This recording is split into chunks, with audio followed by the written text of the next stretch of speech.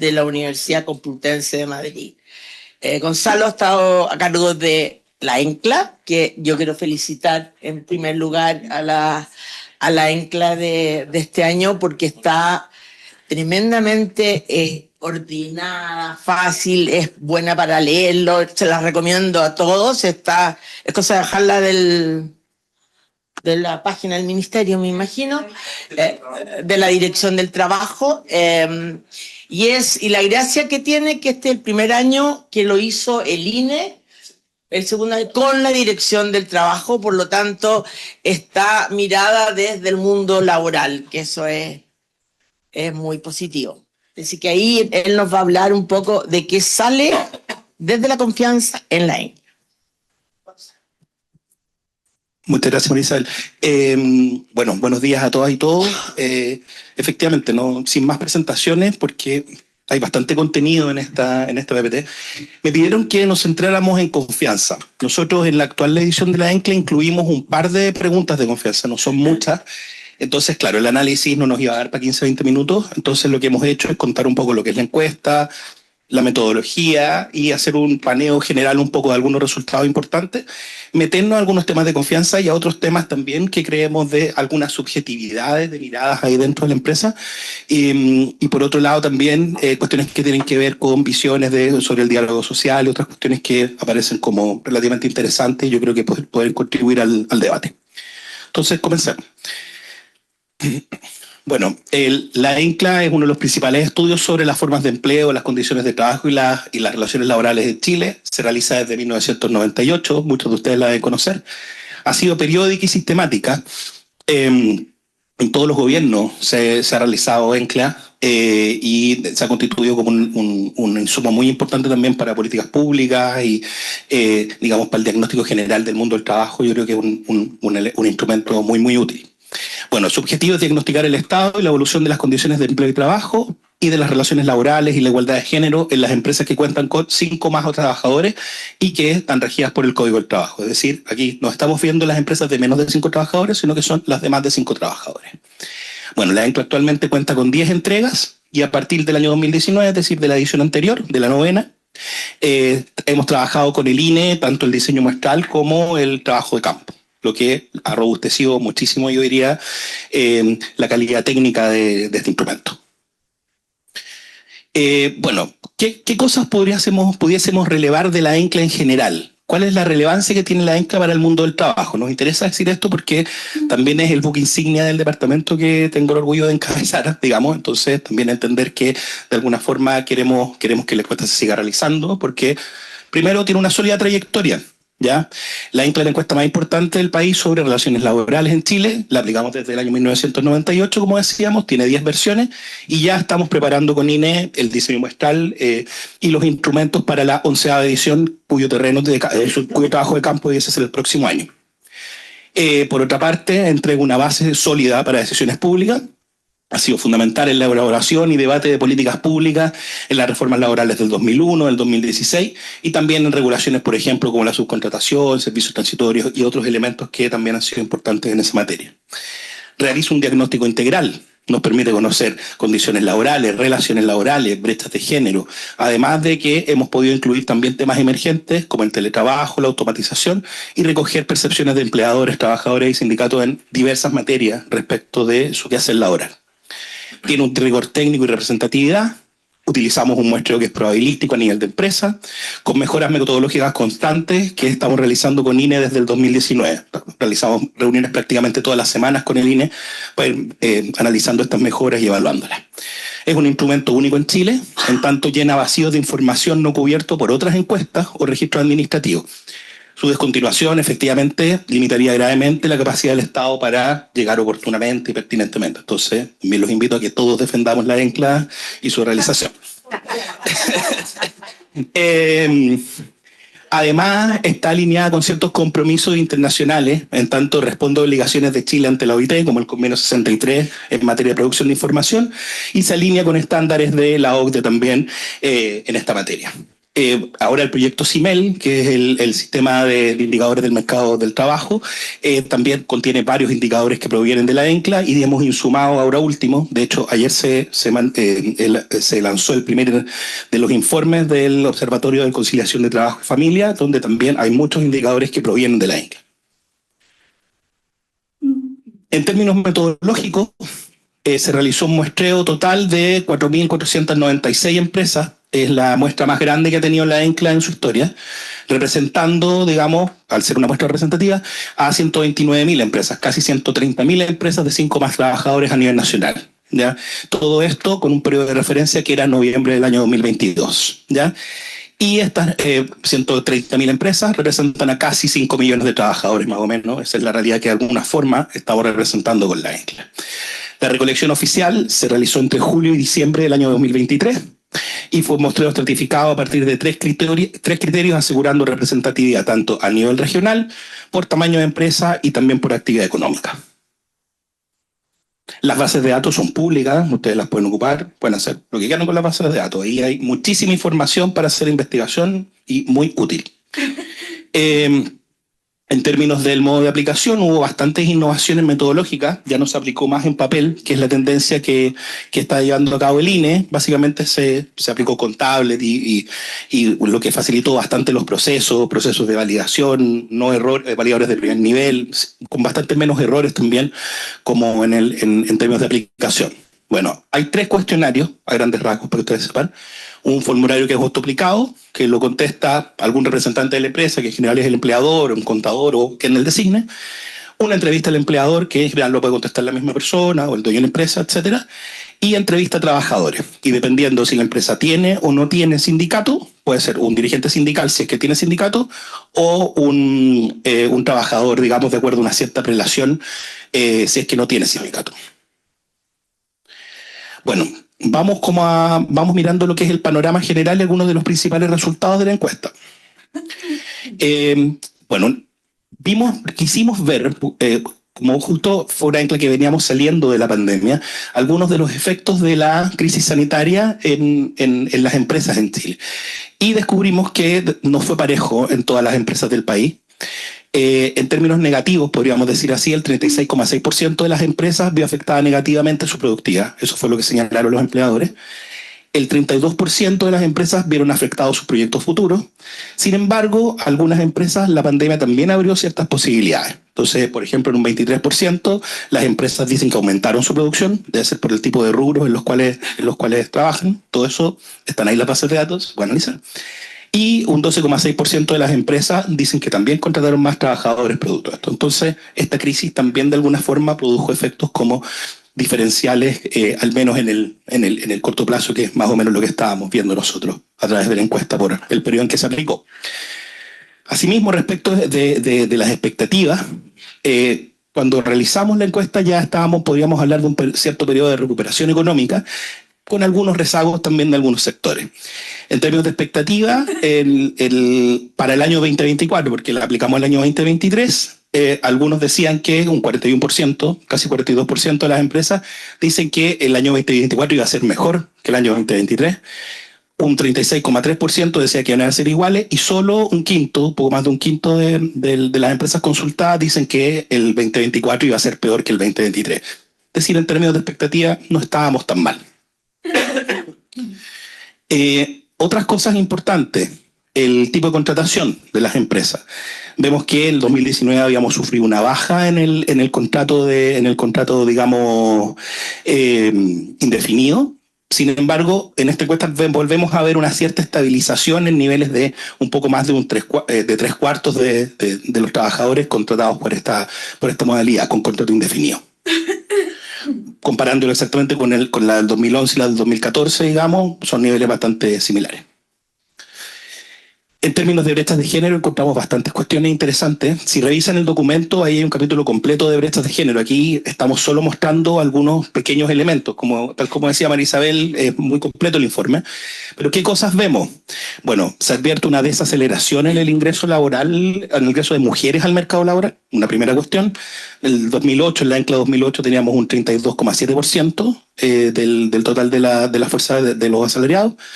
Y actualmente el 2023 tenemos un 38% y vemos que incluso dentro del 2014 había sido un poquito mayor ese porcentaje.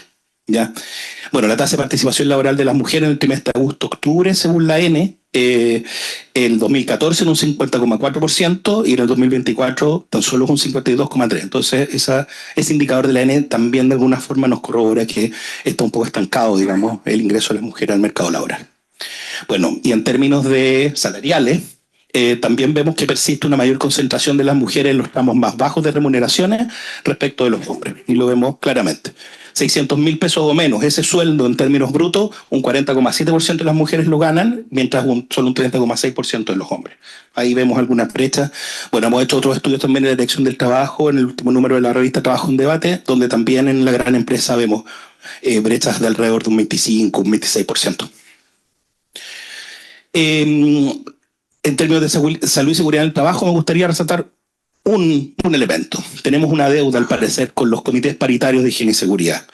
De las empresas que están obligadas, según los trabajadores, solo un 55,8% cumple con esta normativa y, bueno, casi un 60% de acuerdo a lo que declaran los empleadores, pero son opiniones bastante coincidentes respecto de eso y es un tema que yo creo que la parte empleadora tiene que tomar carta en el asunto también por la salud y la seguridad de los trabajadores y trabajadoras de Chile. Estamos casi terminando con este paneo, pero yo creo que era importante de alguna forma hacerlo, como para hacernos un contexto general de lo que es, del abordaje más de las subjetividades que vamos a ver después. Bueno, la mayoría de los y las trabajadoras con jornada completa se concentran en los tramos de remuneraciones brutas mensuales más bajas, lo sabemos, donde el 54,9% percibe 2 salarios mínimos o menos y el 7% solo un salario mínimo o menos. Bueno, hicimos una comparación, empresas con sindicato, empresas sin sindicato, y lo que nos dimos cuenta, como se puede ver aquí, es que las empresas con sindicato se concentran la remuneración en tramos más medianos. O sea, por ejemplo, la moda aquí sería entre un sueldo entre 800 y 1.200.000, con un 23% en las empresas con sindicato, y en las empresas sin sindicato, la moda es con un 32,2%, tenemos el tramo entre 400.000 y 600.000 pesos. O sea, alrededor, cercano a lo que puede ser el sueldo mínimo, un poquito más. Ya. Ahora nos vamos a ir de a poquito metiendo ya en temas un poco más subjetivos. Este dato es súper importante, yo creo que para analizar lo que viene después. ¿Ya? Estos son datos de discriminación y prácticas antisindicales que se reportaron en la encuesta. Bueno, el 6,3% de las empresas, según la opinión de las personas consultadas, fueron escenarios de acciones de discriminación según los trabajadores y las dirigencias sindicales encuestadas. Cifra que sube un 25,4% en las grandes empresas. Igual es más o menos obvio porque al haber más gente también es más posible que este tipo de prácticas ocurran. Bueno, este dato es súper importante. Un 37,7% de las empresas con sindicato, es decir, el dirigente sindical es el que reporta este dato, digamos, un 37,7% de estas empresas se realizaron algún tipo de práctica antisindical o desleal, según reportaron, como decíamos, los dirigentes sindicales. Y en un 1,7% de las empresas, en este caso sin sindicato, se realizó acciones de discriminación en contra de trabajadores por promover la sindicalización, también según reportaron los trabajadores entrevistados. Este 1,7% puede parecer poco, pero como hay muchas más empresas sin sindicato que con sindicato, en términos de cantidad de personas consultadas, al final de cuentas, con los factores de expansión, es casi la misma cantidad de personas sindicalizadas las que dijeron finalmente que había, de alguna forma, hubo ciertas prácticas antisindicales antes de la constitución del sindicato. Entonces, es no menor de todas formas. Bueno, alrededor de un quinto de las empresas tuvo también expresiones de conflicto laboral entre los años 2020 y los 2022, que fue cuando consultamos, ¿ya? 22,1% según los empleadores. O sea, los empleadores en el 22% de los casos reportaron que hubo ciertas expresiones de conflicto y en un 19% según los trabajadores y los dirigentes sindicales. ¿Cómo se desarrollaron estas expresiones de conflicto? Básicamente a través de denuncia individual o colectiva en la Dirección del Trabajo, demanda individual o colectiva en tribunales, bueno, y también interrupción de la colectiva de la actividad laboral, es decir, huelga o manifestaciones de ese tipo, digamos, pero en proporciones bastante menores. Ya, vamos ahora, hemos hecho este paneo, vamos un poco a algunas de las cuestiones más a centrarnos más en la confianza, en las subjetividades, la valoración de la acción sindical, la negociación colectiva, el diálogo entre los actores laborales. Estoy tratando de ir lo más rápido posible porque le prometí a Sofía que me iba a demorar 20 minutos, pero no sé si lo logré. Bueno, primero, respecto de la valoración de la acción sindical y la negociación colectiva, este resultado yo creo que es súper importante y yo creo que es un llamado, una incitación al diálogo social y también a estar abiertos a la sindicalización de alguna forma. Según los empleadores de las empresas con sindicatos, los sindicatos efectivamente facilitan las relaciones laborales. Aquí tenemos la distinción entre empresas con sindicato y empresas sin sindicato. La misma pregunta se le hace a empleadores de los dos tipos de empresas. En las empresas con sindicato, un 70,4% dice que efectivamente los sindicatos facilitan las relaciones laborales.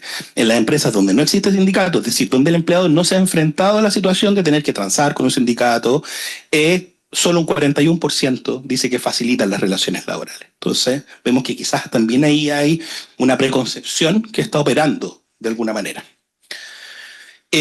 Asimismo, una amplia mayoría de las y los empleadores en las empresas en que existe sindicato y en las que se ha negociado colectivamente, la consideran conveniente o muy conveniente la negociación colectiva. Misma lógica que la diapositiva anterior, ¿ya? Muy conveniente o conveniente en el caso de las empresas con sindicato, casi un 80%, un 78% reportan que es así. Indicador que llega a tan solo un 51,6% en las empresas sin sindicato. Y acá también, en las empresas donde se ha negociado colectivamente, incluso este porcentaje aumenta a un 80,7% en las empresas donde ha habido negociación colectiva y tan solo un 51,4% en las empresas sin negociación colectiva. Bueno, asimismo, la mayoría de las y los empleadores y también las dirigencias sindicales en empresas con sindicato evalúa la última negociación como favorable para ambas partes. En el caso de los empleadores llega a un 78,1%, es bastante, o sea, un porcentaje bastante alto. En el caso de los dirigentes sindicales llega a un 56,7%, que digamos es bastante más bajo, es más de 20 puntos porcentuales más bajo que lo que reportan los empleadores.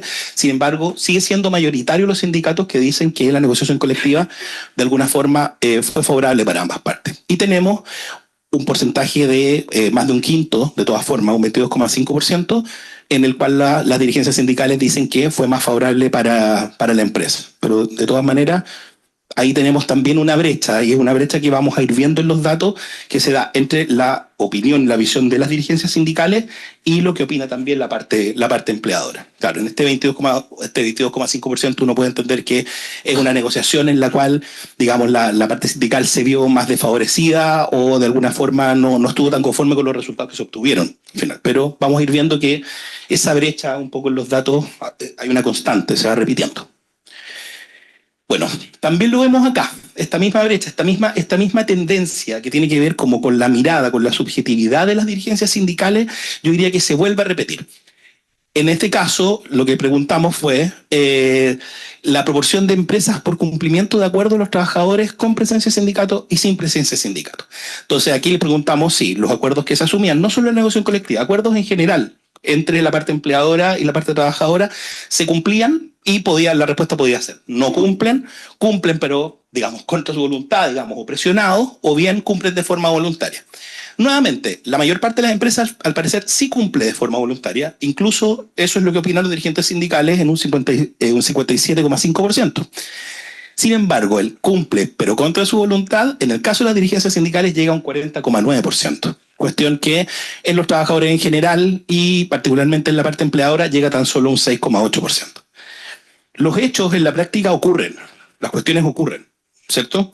Ahora, las interpretaciones y las subjetividades respecto de esos hechos son diferenciales y son diferenciales evidentemente de acuerdo a la posición en la estructura, en este caso, ser la parte empleadora, ser la parte sindical, ser un trabajador de pie, digamos, dentro de la empresa. Entonces, algo ocurre ahí, algo ocurre. No puede ser que la parte empleadora esté opinando algo que sea tan discordante respecto de lo que opina el sindicato. Entonces, ahí solamente estos son resultados bastante descriptivos, pero yo se los dejo ahí, porque además estamos en la universidad, entonces, como para nuevas investigaciones o para indagar en ese tipo de cuestiones, yo creo que son cosas bien interesantes. Confianza en la empresa. A eso me invitaron y hice una presentación como de 25 láminas y hay solo una lámina de confianza en la empresa. Porque había una pregunta, entonces... Sí, ustedes nos pidieron incluir y nosotros amablemente también decidimos incluirlas, porque además el tema es interesante. Bueno, en esta tablita nosotros tratamos de resumir de alguna manera lo que ocurre con la confianza en la empresa. Bueno, en general existe una alta confianza en el ambiente laboral, tanto desde las distintas partes, tanto la parte empleadora como la parte sindical, los trabajadores en general, son niveles relativamente altos de confianza. Sin embargo, destaca el caso que los dirigentes, en la visión de la confianza desde los dirigentes sindicales hacia los empleadores, esta confianza tiende a disminuir significativamente. Aquí lo vemos, por ejemplo. En la confianza alta, en todos los casos tenemos 82%, 79%, 91%. Bueno, aquí la confianza entre las personas, entre los trabajadores, igual baja. Baja más que... O sea, esa confianza horizontal también baja, lo que también puede ser una limitación para la sindicalización. O sea, pensémoslo también de esa forma. Ya, entonces una primera cuestión es esto, esta confianza como horizontal que es menos alta que estos otros indicadores. Sin embargo, desde las dirigencias sindicales hacia los empleadores, la confianza alta llega solo al 45%, no es mayoritaria, como en el resto de los indicadores. Y la confianza baja es más de un tercio, digamos, 36,3%, donde hay una baja confianza. Nuevamente vemos la misma tendencia, vamos viendo como la misma tendencia de este choque un poco de visiones, digamos, respecto de temas como la confianza. Bueno, diálogo entre actores laborales. Aquí vamos un poco a las reuniones que se realizan, a la voluntad de la parte empleadora, digamos, para dialogar, etcétera, etcétera. Bueno, en las empresas con sindicatos, nosotros consultamos si se sostienen reuniones en el fondo de la parte empleadora con la parte sindical.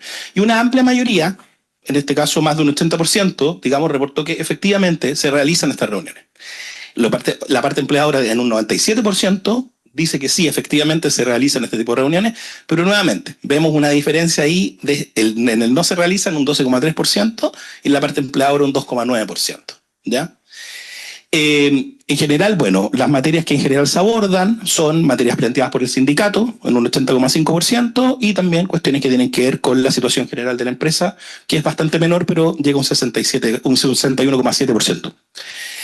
Bueno, y entre un 75% de los dirigentes sindicales y un 76,7% de los empleadores de las empresas que sostienen reuniones, o sea, estas empresas sostienen reuniones por lo menos 2 veces al año, o sea, es decir, 3/4 de las empresas al menos se juntan con la parte sindical 2 veces al año, aunque lo más común es que haya reuniones que se celebren mensualmente, y eso, o sea, lo más común dentro de las opciones que se habían dado, según la parte empleadora eso llega a un 32%, o sea, la parte empleadora en un 32% de los casos dice que se reúnen todos los meses, y en el caso de los dirigentes sindicales, en la cuarta parte, es decir, un 25%, dicen que estas reuniones se dan de manera mensual. Respecto a la información de los sindicatos a los trabajadores, tenemos que las empresas tienden a informar al sindicato o a los trabajadores la situación económica de la empresa, pero en menor medida las decisiones de inversión o ciertas decisiones que se toman, digamos, en la empresa. En general, la parte empleadora reporta mucho más que la parte sindical y mucho más también que los trabajadores en general esta entrega de información. De nuevo hay una diferencia ahí. La dirigencia sindical también en el fondo dice que la empresa al parecer es más hermética que lo que señala la parte empleadora. Aquí tenemos una diferencia, por ejemplo, de un 77%, un 55%, de un 36% un 27%, un 25% un 20%. Bueno, y también, nuevamente, tenemos que señalar que cuando existe sindicato es más común que se informe cualquiera de estas materias consultadas.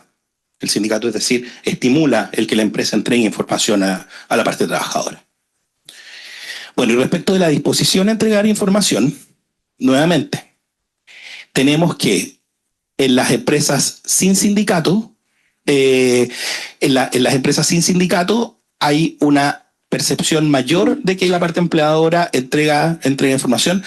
Cuestión que no ocurre tan así en las empresas con sindicato. Es decir, nuevamente la parte sindical es más crítica respecto a este tema, llegando tan solo a un 46%, digamos, de personas que opinan que la empresa tiene una buena disposición para entregar información, y un 42% una disposición regular, y esto además aumenta a un 10,7%, digamos, en términos proporcionales, respecto de la mala disposición o la opinión de mala disposición para entregar información. Vemos nuevamente estas tendencias que decíamos como de diferencias de opinión entre la parte empleadora y la parte sindical. Y bueno, de manera similar a lo que veíamos para entregar información, las empresas muestran una buena disposición a recibir sugerencias y opiniones, digamos, pero donde hay sindicato existe una mayor proporción de casos donde se opina que no existe esta buena disposición. Y aquí, claro, aquí sí que es patente. Aquí sí que es patente, está bastante parejo entre mala, regular y buena en el caso donde existen sindicatos, y donde no existen sindicatos, claro, esto aumenta muchísimo, al final, casi a un 85% en términos generales. Bueno, además, y esto también es importante, solo un 14,2% de las empresas cuentan con mecanismos formales de participación del personal. ¿Ya? O sea, podemos decir que puede existir una buena disposición a que se les hagan sugerencias, a que se les solicite información, etcétera, pero mecanismos formalizados para que esto ocurre tan solo en un 14,2% de las empresas.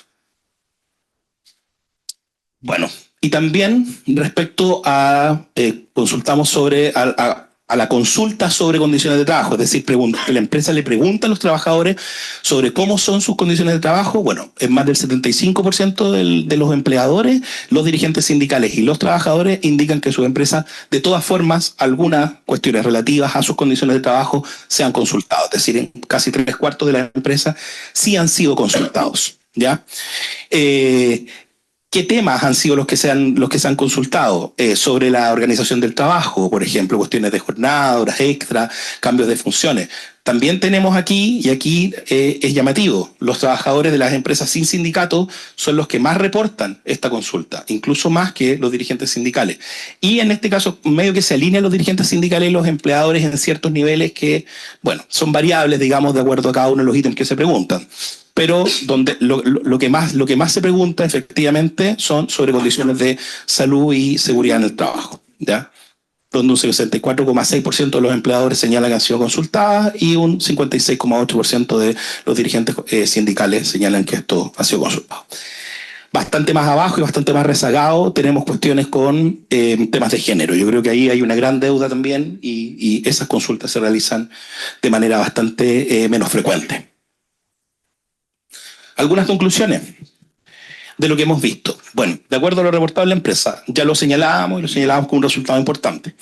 Al parecer, la experiencia de relacionarse con sindicatos mejora la opinión de los empleadores, no solo respecto a los sindicatos, sino también respecto de los acuerdos colectivos y los procesos de negociación, alejándose de una visión que es como de juego de suma cero en las relaciones laborales, donde siempre para que uno gane, el otro tenga que perder. Yo creo que eso es importante también, porque yo creo que es una condición de base que puede ayudar a mejorar las condiciones, al menos, para que se establezcan marcos de una confianza más sólida y más sustantiva al interior de la empresa. La confianza al interior de la empresa es desigual. Veíamos que hay, de todas formas, ciertos niveles relativamente altos de confianza, ¿ya? Pero persisten igual dentro de las dirigencias sindicales, sobre todo hacia los empleadores, niveles que son bastante menos altos de confianza, ¿ya? Y esto, de alguna forma, al parecer, tiende a evidenciar ciertas relaciones asimétricas que dificultan un cierto diálogo más sustantivo. Bueno, en este sentido, por ejemplo, indagar en cómo afectan las altas tasas de prácticas antisindicales y de conflicto laboral en la opinión de los dirigentes laborales, la opinión de los dirigentes sindicales. Ahí también hay otra línea que dejamos ahí abierta como para realizar investigación en ese sentido, pues la encuesta se puede hacer. O sea, podemos ver, digamos, y segmentar cuáles son las empresas donde hay prácticas antisindicales y ver cuáles son los niveles de confianza que se reportan en ese sentido. Entonces, ahí también yo creo que hay algunos temas interesantes para seguir estudiando. Bueno, el carácter consultivo del diálogo vemos que aún es limitado, porque sabemos que solo informar no es dialogar, ¿ya? Y veíamos este 14% de empresas que tienen mecanismos formales de participación, lo que nos da al menos luces de cierta deuda también en materia de gobernanza laboral en este sentido. Bueno, sabemos que el diálogo social mejora las relaciones laborales, pero sigue siendo limitado, bueno, fundamentalmente a contextos actualmente sindicalizados. Entonces yo creo que ahí también se abre la discusión hacia la forma en general en que organizamos las relaciones laborales en Chile, sobre todo en el contexto donde se está discutiendo, por ejemplo, un proyecto de negociación multinivel. Bueno, y como última reflexión, queremos decir que desde la Dirección del Trabajo concebimos que la confianza requiere una institucionalidad, no solo voluntad, digamos. Sabemos que la confianza es importante, pero requiere bases sólidas sobre las cuales asentarse. Y para fortalecerla de manera sostenida, lo que creemos es que se necesitan marcos normativos que respalden el acceso a la información, la transparencia y la toma de decisiones y la protección de los actores sindicales frente a represalias también.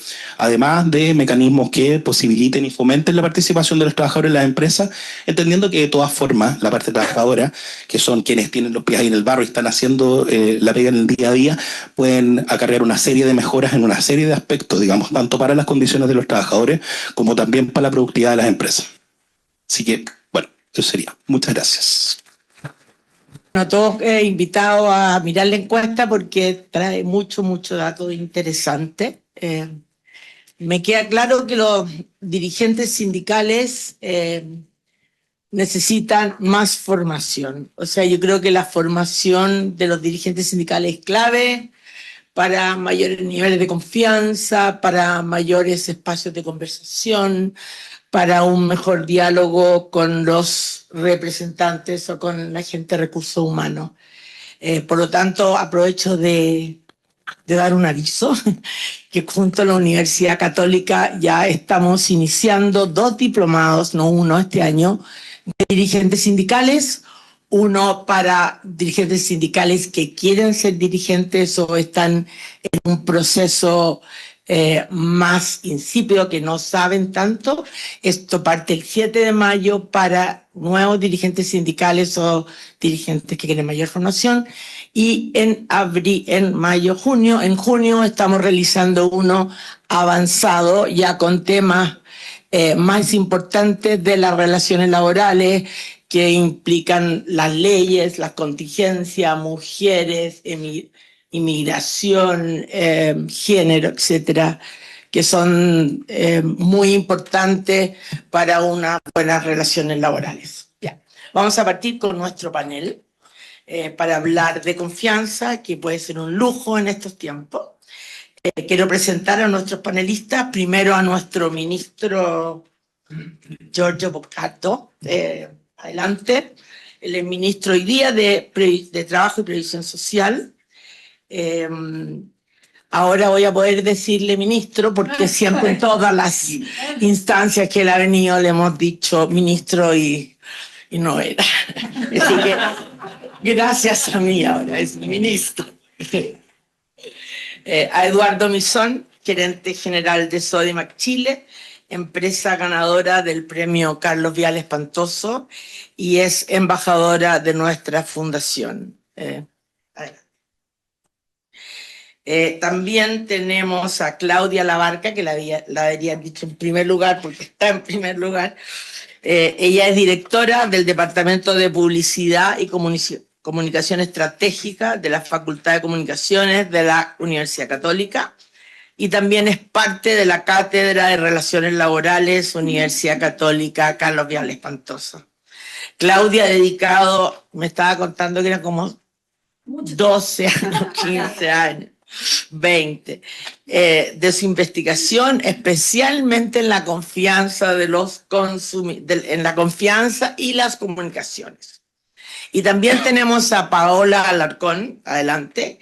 Ella es presidenta del sindicato Arauco París, y quien también es parte de la plataforma de diálogo que tenemos junto a la SOFOFA. Ella ha sido una gran dialogante en distintas conversaciones que hemos sostenido en los últimos 2 años. Ahora yo voy a decir.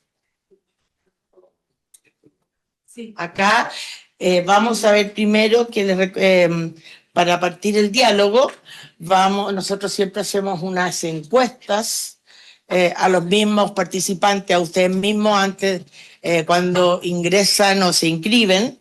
Por lo tanto, la podríamos proyectar, que fue: ¿con qué frecuencia confías en las decisiones que toma la dirección de tu empresa? Y aquí, en el fondo, vemos que un 77 más o menos confía casi o siempre en las decisiones que toma la empresa. Vamos, la confianza es un tremendo tema. La Claudia decía que llevaba 15 años y aún era difícil entenderla, o era difícil construirla, o era difícil como reconstruirla, pero sí está claro que la confianza nos ayuda a ser mejores, nos ayuda a tomar mejores decisiones, podemos confiar en otros, nos ayuda en el clima laboral porque la empresa tiene mayor productividad, o sea, tiene mayor desarrollo, se pueden intercambiar ideas y en el fondo vas a mejorar lo que estás haciendo: producto, acción, gestión. Yo quiero partir entonces con el ministro. Este es un dato bastante esperanzador que nace un poco de la empresa, de lo que vemos en el ENCLA, porque hay una creencia extendida que los altos ejecutivos y sindicatos se entienden más de lo que la opinión pública dice. Por lo general, en la opinión pública tenemos un problema que estamos siempre más bien ninguneando la empresa, o la empresa no es confiable, etcétera, etcétera. ¿Crees tú que la confianza que hay más confianza al interior de las empresas, que efectivamente existe, y por qué esta no se extiende a la sociedad hoy en día?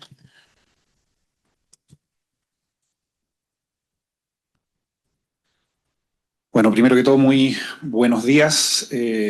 Efectivamente, este espacio, este panel lo teníamos planificado hace mucho tiempo, y la verdad no tenía planificado llegar a este panel como ministro. Además, mucho mejor, como mucho saben, mejor para ti y para todos.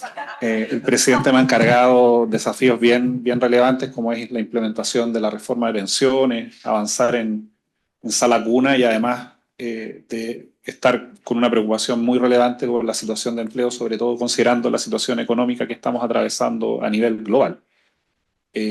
Dicho eso, quise de todas maneras venir a este panel no solamente para reconocer el trabajo que ha hecho la Fundación, particularmente en estos 3 años de gobierno, aquí también con la facultad, que también ha siempre estado disponible a colaborar en discutir estos temas, y sobre todo también a la comunidad que convoca en estas iniciativas, que de cierta forma, a pesar de que pueden haber diferencias, a pesar de que podemos tener visiones distintas, siempre ha concurrido a los procesos de diálogo sin vetar temas en la discusión.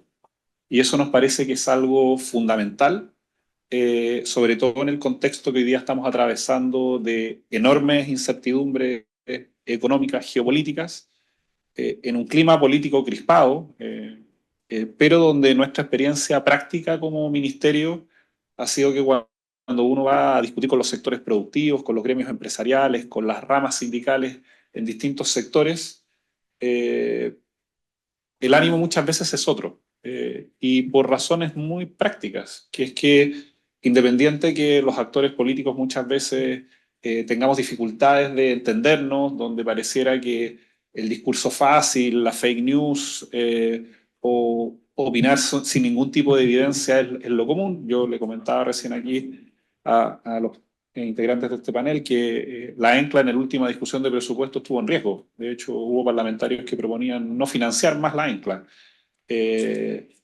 Probablemente ni siquiera entendían el valor que tienen este tipo de instrumentos para la toma de decisiones de política pública.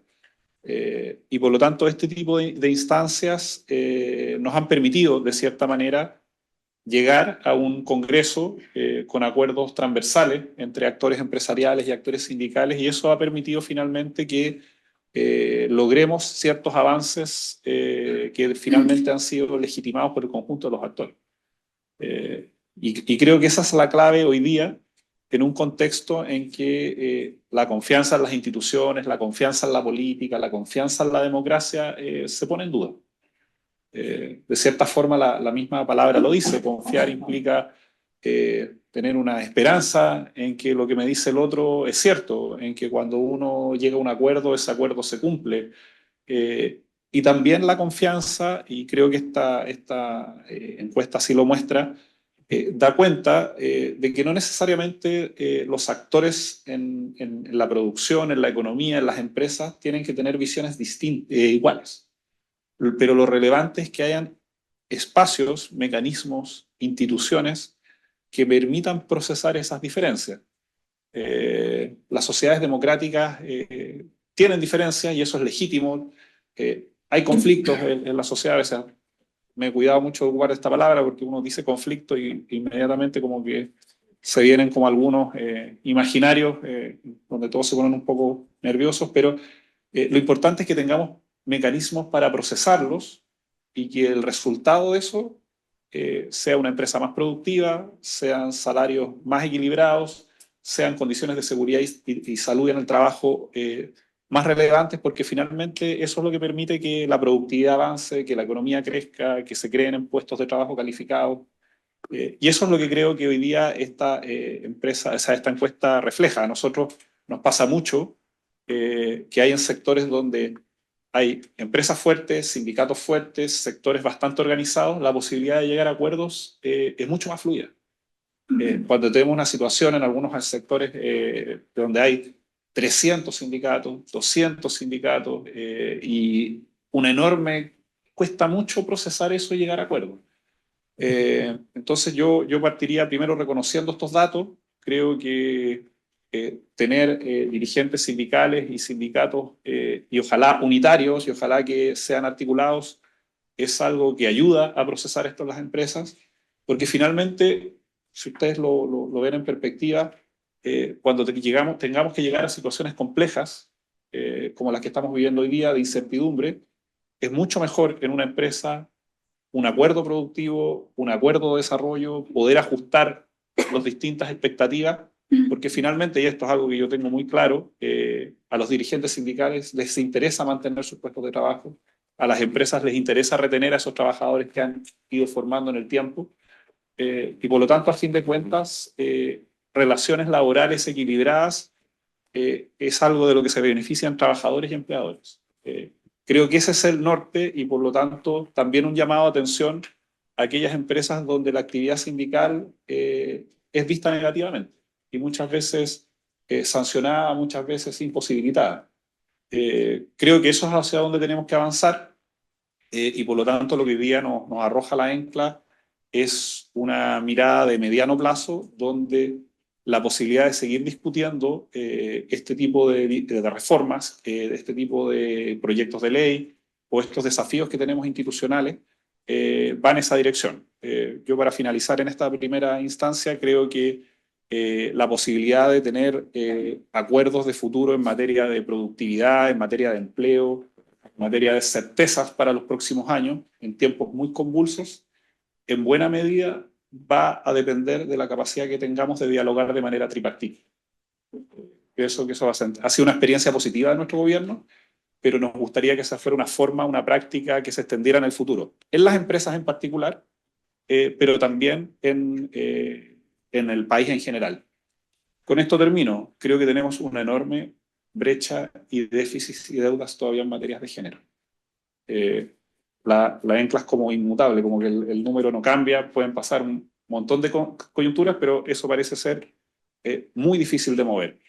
Y creo que es importante también que eso se incorpore en las negociaciones colectivas, en las políticas que plantea la empresa, porque finalmente lograr que esa brecha de 20 puntos en participación de mujeres ingrese de manera plena al mercado laboral es más productividad, es captar mejores talentos, es autonomía económica para esas mujeres, es disminuir esas odiosas brechas de género a nivel salarial y por lo tanto eso también impulsa un mejor país. Por lo tanto creo que eso es un elemento que arroja la encuesta y creo que es algo que también debiéramos abordar con perspectiva de futuro.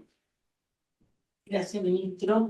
Yo voy a seguir en la parte esperanzadora de cómo logramos mayor confianza. Hemos visto que los datos muestran que ha habido un pequeño aumento. Quiero a la Claudia, que es experta en este tema, quiero que en el fondo nos cuente un poco qué implica este concepto y también por qué existe esta gran diferencia al interior de una empresa entre la interna del propio trabajador, del propio empresa, y en la percepción de la opinión pública que no confiamos en la empresa. Y es un gran tema que la Claudia estudia. Ya. Bueno, primero que nada, muchas gracias. Perdón, pero esta epidemia de virus me tiene con voz de radio FM. Primero quiero agradecer la invitación, tanto a la Escuela de Administración, que ya casi es mi casa, con la Fundación Carlos Vial Espantoso. Segundo, agradecerles que estén acá porque este tema es muy importante y además es uno de los temas de lo que todo el mundo habla, pero nadie sabe cómo definirlo. Y Gonzalo cree que no preguntó cosas de la confianza, pero preguntaste muchas variables de la confianza. Así que hay mucho material acá. Primero que nada, lo que Gonzalo mostró fue un cuadro de expectativas. Una de las definiciones que a mí me gusta de la confianza es en relación a las expectativas. La confianza se forma porque yo tengo una expectativa de una acción futura del otro, ¿verdad? Yo tengo expectativa que cuando haga así en el paradero de la micro, el señor que maneja la micro va a parar. Tengo expectativas que cuando a mí me toca la luz verde, el señor que está en el otro lado manejando va a parar con la luz roja y no me va a chocar. Por lo tanto, la confianza es como lo que llamaba un economista el lubricante de la sociedad. Esta confianza, sin embargo, no es una fe. La fe no es buena en las relaciones sociales porque la fe ciega te puede llevar a liderazgos no muy positivos, a falta de sentido de crítica, etc. Esta confianza yo la llamo confianza estratégica, porque es una confianza que se basa en ciertas variables que tenemos que, como dijo el decano, gestionar. Aquí el tema no es solo entender la confianza, sino que cómo la gestionamos, cómo la recuperamos cuando ha habido una crisis, cómo las creamos cuando las relaciones están rotas y cómo hacemos que permanezca. Y una de las cosas que me llama la atención de la ENCLA es que hay varias cosas. Por ejemplo, la confianza mejora cuando los niveles de interacción positiva y el diálogo mejoran. Si yo tengo una buena experiencia, que es el tit for tat, ¿no es cierto? Si yo tengo una buena experiencia con la fundación y me sentí bien en el panel, y lo más probable es que la próxima vez me digan, Claudia, ¿quieres venir? Ya, bueno, ya. Porque hay una interacción positiva, eso es lo primero. El segundo dato que nos arroja la ENCLA, que se puede cruzar, es el cumplimiento de esas expectativas. La promesa, ¿no es cierto? Si yo compro un detergente para que me lave blanco y me deja negro, esas expectativas no se cumplen. Lo mismo pasa dentro de las organizaciones.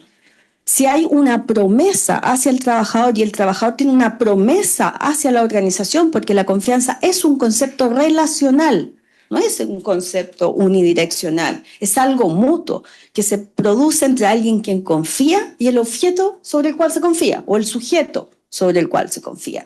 Entonces, si esto es así, yo tengo que gestionar muy bien mis promesas a través de ese diálogo, ¿verdad? Para no generar falsas expectativas o no generar expectativas que yo sé que no voy a poder cumplir con mis trabajadores, por ejemplo. Entonces, eso también lo ve muy bien la encuesta. Otro tema importante es la percepción de benevolencia del otro. Aquí había una lámina que decía que había una buena disposición. Yo tengo, como confiador, por ejemplo, el trabajador, yo tengo que ver en el otro un acto de benevolencia. Ver que lo que está haciendo no es en beneficio propio, sino que es en un beneficio mutuo. Tengo que ver en el otro que hay capacidad de cumplir esos acuerdos. Tengo que ver competencia. Y tengo que ver en el otro también, que también se puede derivar de alguna de las preguntas de la ENCLA, la integridad del otro. Entonces, primero que nada, por ejemplo, las expectativas de sueldo, ¿no es cierto? Por mucho que yo confíe en la benevolencia del otro, si mi sueldo yo lo considero que no está adecuado, vamos a tener un conflicto, ¿no es cierto? Entonces, eso primero para establecer qué hablamos cuando hablamos de confianza, un concepto que se da al menos entre dos actores sobre algún tema específico y que hay una disponibilidad a confiar, pero también hay una construcción por parte del otro para verme más confiable, para ser más confiable. Necesito diálogo, necesito interacción, necesito competencia, necesito ajustar expectativas, etc. Y con respecto a la pregunta que tú me hacías, esto es muy común y está súper estudiado. Se llama la paradoja de Feno, porque un señor Feno la descubrió. Sí. Y es que cuando tú siempre, por ejemplo, te preguntan en cualquier encuesta, ¿cómo encuentra que está la felicidad de los chilenos? Mal. ¿Y cómo está usted? Regio. ¿Se ha fijado? ¿Cómo está la educación en Chile? Pésimo. Y su colegio estupendo. Porque uno puso ya, depositó esa confianza en lo particular, pero tiene un mal panorama. Entonces aquí algunos puntos importantes. Primero, la crisis de confianza en Chile no es nueva. No es nueva y tampoco es exclusiva de Chile. América Latina, las democracias grandes, todos llevamos al menos 15 años de una caída sistemática en la confianza social, que es otro concepto, pero tiene que ver con la institucionalidad, que era la última conclusión. Entonces, cuando hay un entorno de desconfianza social, cuando hay un entorno, yo siempre pregunto en clase, ¿quién deja abierto el auto cuando va a un estacionamiento público? Nadie. Bueno, hay países en que se dejan las guaguas en los coches afuera mientras yo me voy a tomar un café. Son niveles de confianza sociales que el otro no me va a dañar, al menos intencionalmente. Cuando nosotros tenemos un panorama que no es nuevo, hablar a lo mejor de eso es nuevo, pero los datos nos muestran que la confianza ha disminuido, es un hecho de la causa, por lo tanto hay un mayor esfuerzo dentro de esos actores sociales, lo que decía el ministro, de estos tres actores importantes, en contribuir a esa confianza social, porque la confianza además es transitiva, ¿verdad? Si yo confío en la María Isabel, de alguna manera confío en la fundación, y si la fundación no me defrauda, yo sigo confiando en Isabel, ¿se entiende? No es una entelequia. Entonces, yo te diría que eso se da por esa paradoja de Feno y entendiendo que la confianza tiene que verse, al menos desde mi punto de vista, porque hay muchos puntos de vista, las ciencias sociales son así, no son como las ciencias duras, digamos, donde 2 más 2 4 y no hay tutía. Aquí todos discutimos y defendemos. Entonces aquí lo importante es entender que la confianza se basa en unas expectativas creadas por aquel en quien se deposita la confianza y recibidas por aquel en quien confía. No sé si quedó claro. Muy bueno, gracias Claudia. No, pero sí. Quiero ser columno. Yo también, hagamos un curso.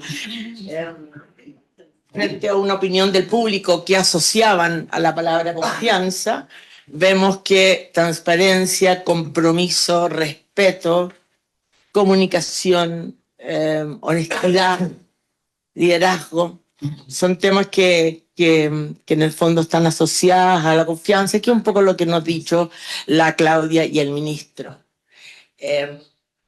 Ahora vamos a ir con Eduardo. ¿Te hacen sentido los resultados de los niveles de confianza? ¿Y qué entiende Sodimac con 12.000 trabajadores? ¿Qué entiende de confianza? Bueno, primero, muchas gracias por la invitación, muchas gracias a la Universidad Católica y a la Fundación Carlos Vial Espantoso, con la cual participamos ya hace muchos años, y para nosotros es un orgullo estar en este tipo de conversaciones y de paneles. Nos encanta, en la medida que las agendas nos va dando, siempre lo aceptamos porque creemos que uno crece muchísimo. Yo solo con escuchar al ministro y escuchar a la Claudia, imagino que cuando escuche también a Paola, aprendo harto, y yo creo que eso es importantísimo para poder seguir desarrollándose y creciendo en una organización y en la organización. Respecto a tu primera pregunta, Isabel, a mí me hubiera gustado, sinceramente, primero tu presentación, Gonzalo, extraordinaria, y me hubiera gustado que ojalá los números fueran aún mejores, ¿ah?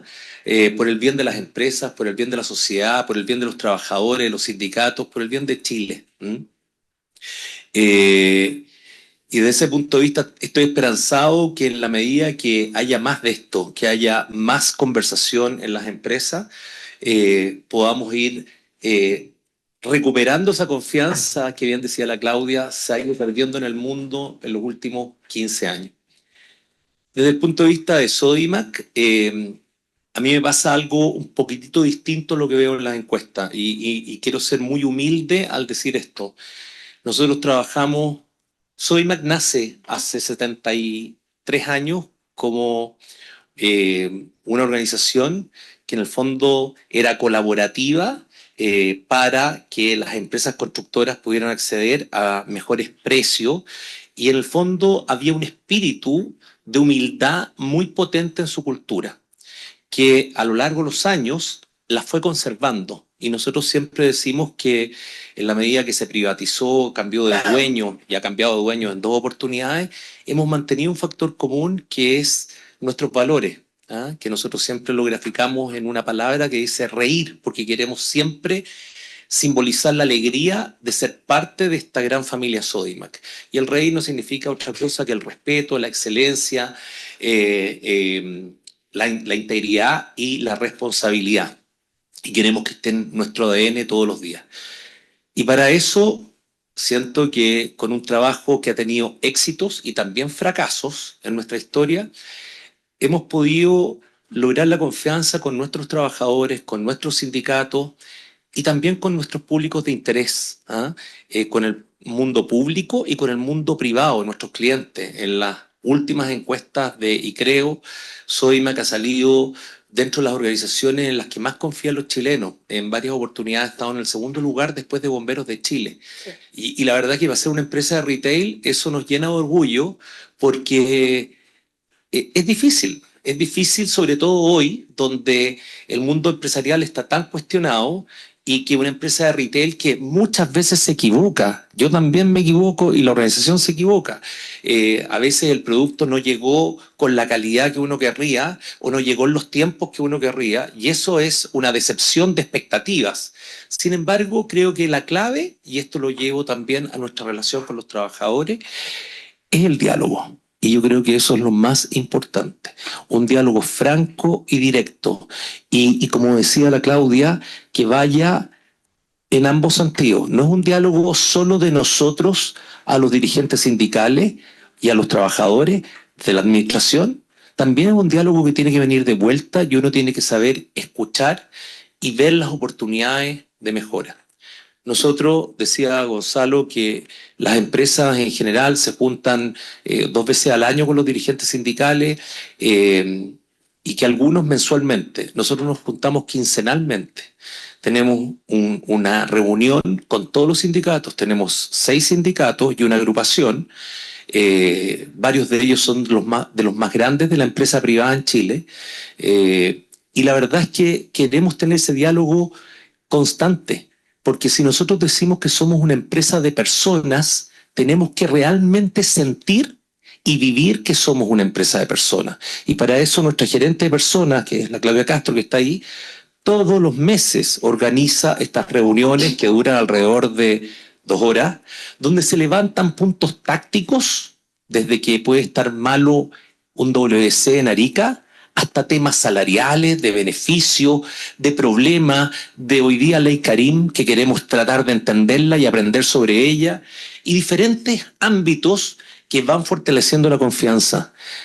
Vamos a todas las convenciones. Ayer yo estuve todo el día en el Quisco con el sindicato Home Center, desde las 11 de la mañana hasta las 5 de la tarde, en una reunión en la cual tuvimos una reunión de trabajo igual que ahora, donde yo les expliqué cómo veía Sodimac en los últimos años, cómo veía lo que habíamos vivido en la pandemia, lo que habíamos aprendido de la pandemia, los aciertos y los fracasos de la pandemia, y cómo veíamos lo que venía, aprovechando además que no era un año de negociación colectiva, por lo tanto uno puede tener una conversación bastante abierta, franca y directa con la otra parte para precisamente poder entregar toda la información, pero nosotros también poder recibir toda la información para poder ir perfeccionando nuestras brechas.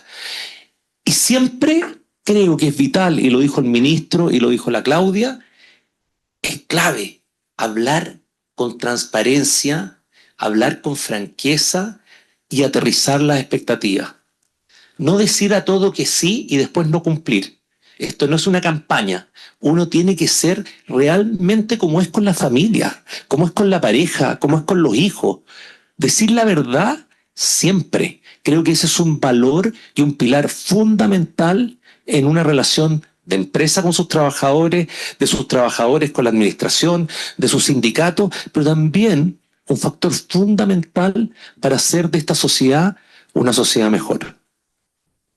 Gracias, Eduardo. Aquí hay una gran idea que dice Eduardo que en aprovechar los años que no son de negociación colectiva para establecer mejores diálogos, mayor espacios de conversación al interior de la empresa con los diferentes ejecutivos y gerentes. Y eso lo encontré clave porque generalmente las empresas solo se juntan en negociaciones colectivas. Y vamos a ir a la opinión de la Paola. Como dirigente sindical, ¿qué te dicen estos números? ¿Tú sientes que existe confianza con los dirigentes sindicales? ¿Qué pasa a un dirigente sindical? Muy buenos días. Para que ustedes sepan, yo nunca estudié para ser dirigente sindical. O sea, por lo tanto, tienes Creo, que ir al por lo diplomado. tanto, mi carrera es totalmente distinto a lo que yo hacía. Y para que ustedes no lo crean, uno de mis primeros trabajos fue Sodimac, en un año donde la mayoría eran hombres, era un trabajo solo de hombres. También dentro de los sindicatos la mayoría eran hombres, no querían mujeres. En los trabajos también querían hombres. En mi trabajo, que soy de profesión Visual Merchandising, dentro de una gran empresa que es Retail París, estudié diseño de interiores, hice mi práctica en el Home Center. Después me fui a París, cuando todavía no era París, sino que era de Almacenes París, con otros dueños que eran los Galmes. Imagínense, de ahí que estoy ahí. Yo, no sé, no, más de 20 años. Terminé de estudiar, me quedé ahí. Por ende, estuve muchos años haciendo otra labor que no tenía nada que ver con el trabajo sindical. Me fui empoderando de qué es lo que decían mis compañeros. Yo cumplía una función y me iba, y nadie se daba cuenta si yo estaba o no, porque yo hacía mi trabajo y me iba. Pero hace muy poquito me transformé de la voz de los que no tenían voz y de los que no eran capaces de hablar con su jefatura y comentar un pequeño problema de repente que tenían, como ir al médico, como que su hijo lo tenían enfermo y no tenía... Por ejemplo, generalmente uno llega a este total y toma. Te voy a explicar por qué para abajo no es tan relevante. Allá ven conectado. A una columna de esta gente. Debe ser otra dirigente sindical que está en alguna reunión. Vamos a hacer una clase ahora. Por ende, siempre he dicho que el trabajo sindical no solo lo hacemos nosotros, lo hacemos todos. ¿Y cómo lo hacemos? Haciendo también un cambio dentro de la misma organización sindical. Comenzamos siendo muy pocas mujeres, fuimos rechazadas siempre por los hombres porque sentían que nosotros no éramos capaces de ir a hablar con un gerente o no éramos capaces de enfrentarnos o decir, oye, yo no puedo hacer esto. Y creo que estaban súper equivocados porque ahora somos la mayoría mujeres, dirigentes casi en todas las tiendas, somos muchas mujeres hoy en día, donde tenemos también muchas herramientas para aprender, y una de esas es la Fundación Carlos Vial, que también nos ha capacitado bastante. Yo nunca pensé estar acá y lo estoy. Y también quiero que las demás mujeres que se han involucrado en el tema sindical se sigan capacitando, porque sí o sí lo tenemos que hacer, porque es un trabajo que nosotros no hacemos normalmente y que nosotros podemos generar cambios dentro de nuestra propia empresa.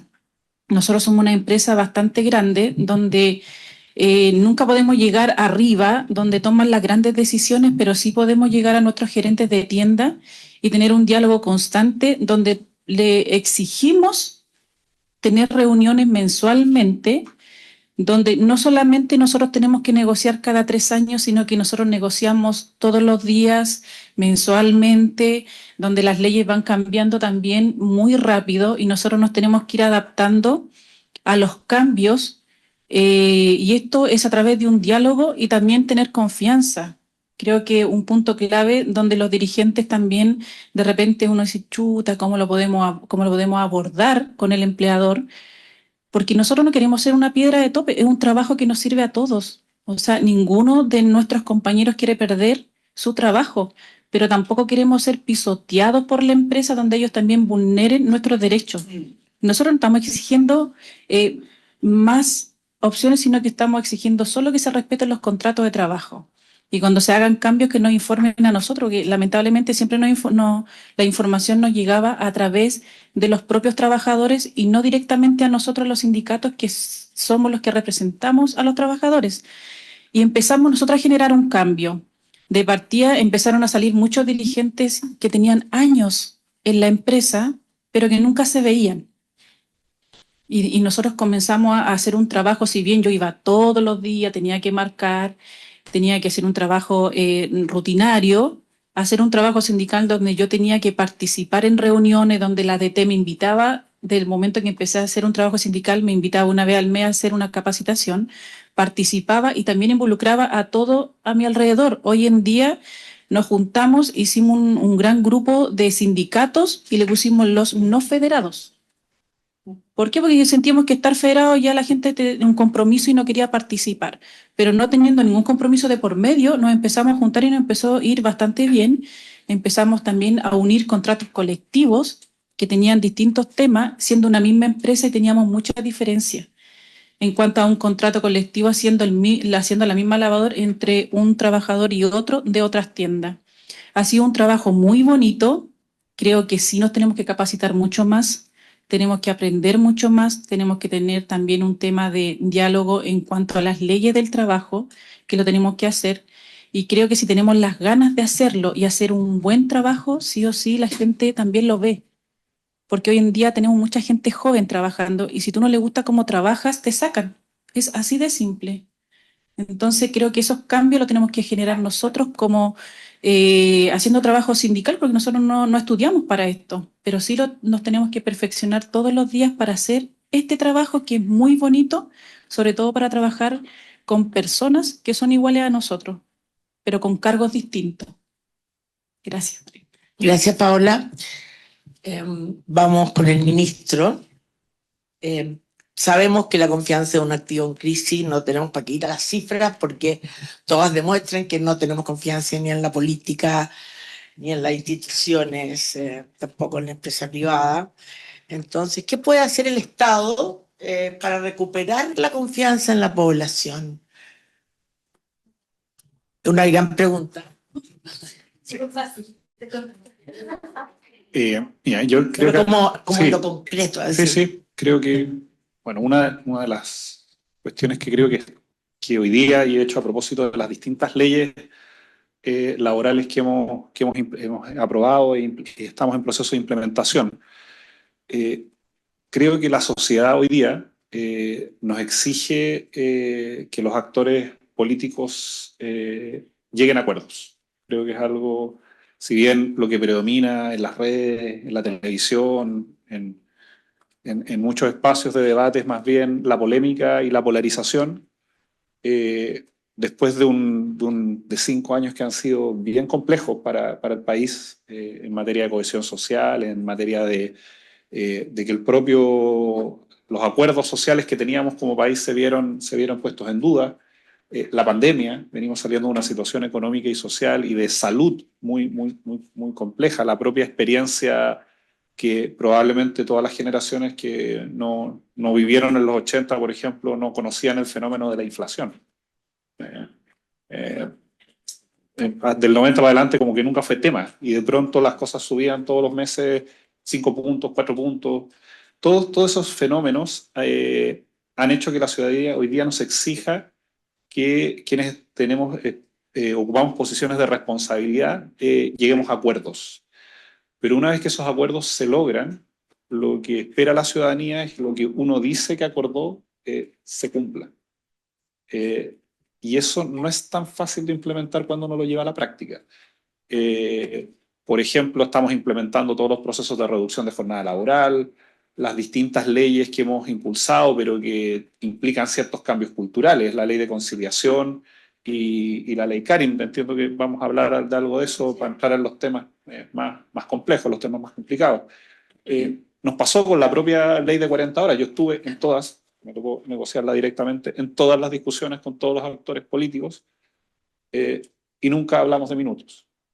Uno puede después ver cómo quedó la ley, cómo no quedó la ley, pero cuando uno después de 2 años llega a acuerdos, construye confianza, le dice al país que van a tener 1 hora más disponible el primer año, construye una gradualidad de 5 años, que eso significó para los que querían que esto fuera inmediato, complejo, pero también entendíamos que teníamos que ser responsables con el empleo y la economía, y porque son cambios, y cuando de pronto nos encontramos con que tenemos que abrir toda una discusión que si se puede bajar 12 minutos o 12 minutos, cuando era un momento para que el país estuviera contento. Bajamos la jornada a 1 hora, qué bueno para el país, qué bueno para la familia, y tuvimos toda esa semana peleando por los minutos. Entonces uno dice, entonces creo que ese tipo de cosas, si bien hay que decirlo, era un grupo acotado de empresas, la gran mayoría hizo la transición, muchas avanzaron inmediatamente a reducir la jornada a 40 horas, pero ese tipo de cuestiones no contribuyen a que la ciudadanía confíe en que cuando nos damos la mano, llegamos a acuerdos, todos cedemos nuestra posición inicial y finalmente logramos construir este tipo de derechos, creo que eso no ayuda. Por lo tanto, creo que nosotros tenemos una responsabilidad en que las leyes que implementamos se lleven de buena manera. Hoy día tenemos un tremendo desafío, implementar la ley de pensiones. Va a subir la PGU, van a subir las pensiones para las personas que cotizaron por 20, 10 años, van a haber cambios en las empresas que tienen que ir ajustando gradualmente los mecanismos de pago de cotizaciones a cargo del empleador. Bueno, es fundamental que en septiembre, cuando la ley nos dice que todas las personas mayores de 82 años van a ver su PGU reajustado a 150.000 pesos, que eso ocurra. Que eso ocurra. Y pareciera que hay actores que están esperando que ojalá que eso no ocurra para decir que en realidad la ley no, ese acuerdo no fue bueno. Entonces, nosotros como en este caso, como autoridades, tenemos que encargarnos que lo que aprobamos, las leyes que implementamos se cumplan, pero también ver en aquellos casos donde las leyes tienen más dificultades de aplicación, ver qué no está funcionando y hacer las modificaciones. Voy a poner el ejemplo, entiendo que viene la discusión después, pero creo que esta respuesta ayuda. La ley Karim. A mí me toca además, no solo como ministro, compartir en montones de espacios sociales los fines de semana, en reuniones familiares, con amigos, y claro, y uno abre esas discusiones, te dan ejemplos concretos, mira lo que pasó acá. Yo creo que es evidente que el país tenía que avanzar en un nuevo estándar para evitar el acoso y la violencia en los lugares de trabajo. Todos tenemos una hermana, una amiga, un vecino, un conocido que ha sufrido este tipo de situaciones. Pero ojo, también muchos hombres que han tenido normalizado por décadas que no sufrimos acoso, que no sufrimos violencia, y por lo tanto pareciera que este es un tema solamente de una ley Karin, que efectivamente las mujeres han experimentado muchas más situaciones de violencia y acoso, pero pareciera que no fuera un tema de los hombres. Y de pronto se abrió esta conversación y como que se abrió un tema que era mucho más complicado que eso. Nosotros queremos poner énfasis en la prevención, queremos poner el énfasis en nuevos protocolos, en que haya un cambio en el modo en cómo las empresas, de manera los trabajadores se relacionan. Pero en el intertanto, evidentemente, tenemos que hacer que lo que dijimos que iba a ocurrir, ocurra. En ese sentido, creo que la Fundación también puede cumplir un rol, porque ustedes tienen una enorme capacidad para procesar, para sintetizar opiniones, visiones, ver dónde están los nudos. Y a partir de eso, y yo lo he señalado en varios espacios, nos queda un año como gobierno, y vamos a hacer todo lo que sea necesario, todas las correcciones que se requieran, todos los ajustes, porque a nosotros finalmente nos interesa que lo que como Estado, como gobierno, como instituciones del trabajo decimos que es como tiene que ocurrir, ocurra. Y creo que eso es clave, eso depende de mucha gestión, de mucha capacidad de diálogo, de escuchar Y también creo que en eso tenemos que ser siempre abiertos. Cuando algo no quedó bien hecho, algo se legisló demasiado rápido, o muchas veces cuando hay una coyuntura y eso motiva que en el Congreso rápidamente se acelere una discusión y se apruebe alguna ley, bueno, tendremos que reabrir esa discusión y corregirlo, para eso estamos. Pero creo que ese tipo de elementos, ese tipo de señales son las que ayudan finalmente a que la sociedad vuelva a confiar en que la política y sus instituciones democráticas finalmente hacen la diferencia en la vida concreta de las personas. Me gustó.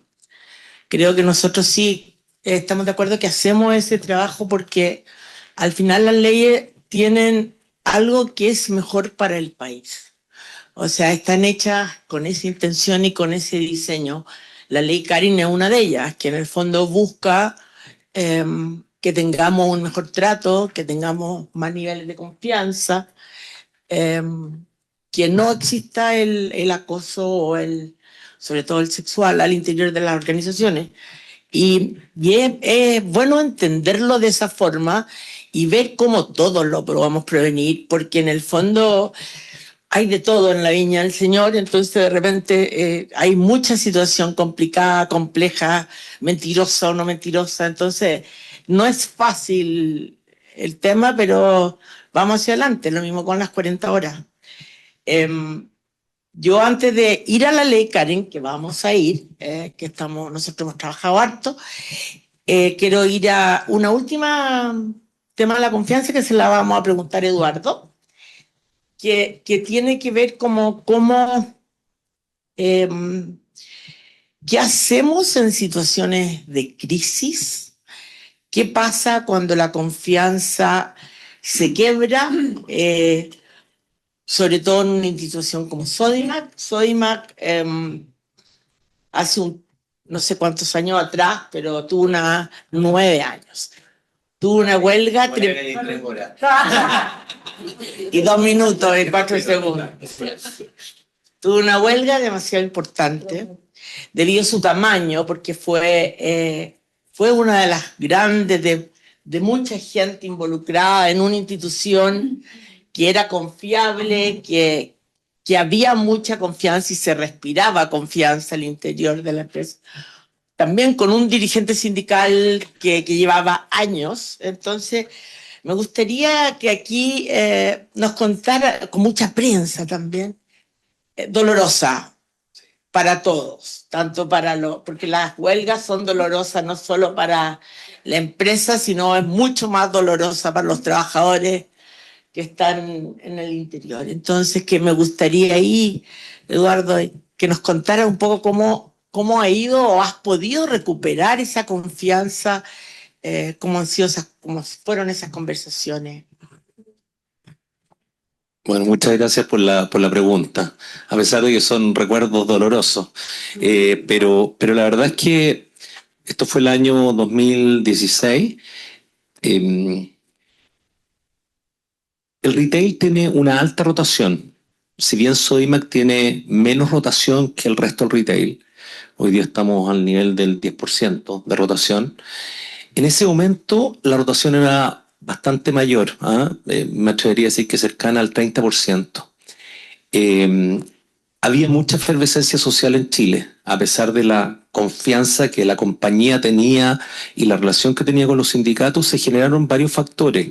Estoy dando las causas primero: una efervescencia social, una alta rotación que nosotros, hago un mea culpa, no supimos ver. Yo digo, Sodimac partió con una cooperativa hace 74 años y siempre he mantenido los valores y los como pilares fundamentales, y decimos que somos un retail a escala humana. Y lo vivimos todos los días. Sin embargo, en esa alta rotación hubo algo que nos falló en la comunicación respecto a este tema de cultura. Y si bien teníamos siempre en la historia comunicaciones bastante frecuentes con nuestro sindicato y con los trabajadores, una de las cosas que aprendimos para recuperar la confianza fue precisamente el comunicar mejor. Y después del conflicto o de la huelga, empezamos un conversatorio a nivel nacional. liderado por todos los ejecutivos de la compañía, donde nos sentamos con, prácticamente tocamos a 14.000 trabajadores, en ese entonces de 16.000, en cada una de las reuniones. Nos demoramos aproximadamente 2 años en hacer eso, y fue 100% presencial, donde iba nuestro gerente de persona, nuestro gerente de operaciones, iba yo. En realidad fue la primera prioridad después de ese conflicto, y empezamos a tener diálogos mucho más frecuentes, pero nuevamente con un factor común que era aterrizar las expectativas, ¿ah? Y ver dónde no nos estábamos entendiendo en el diálogo de lo que nosotros decíamos y cómo se escuchaba.